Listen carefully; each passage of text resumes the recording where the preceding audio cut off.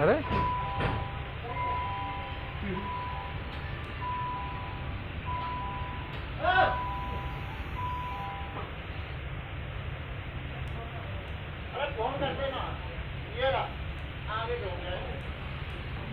अरे काट देगा वो,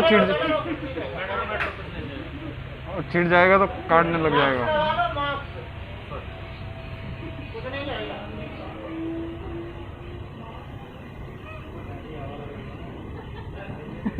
ये आनंद बिहार से आया, ऐसे ही बैठ के यहाँ भटक गया।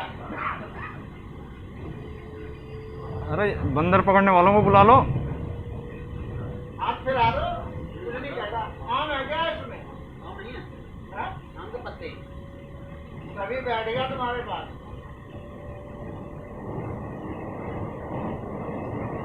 यमुना बैंक।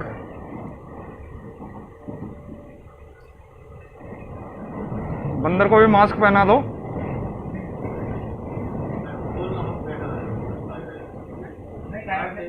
अरे नहीं खाएगा, पालतू है किसी का। पालतू नहीं है, पालतू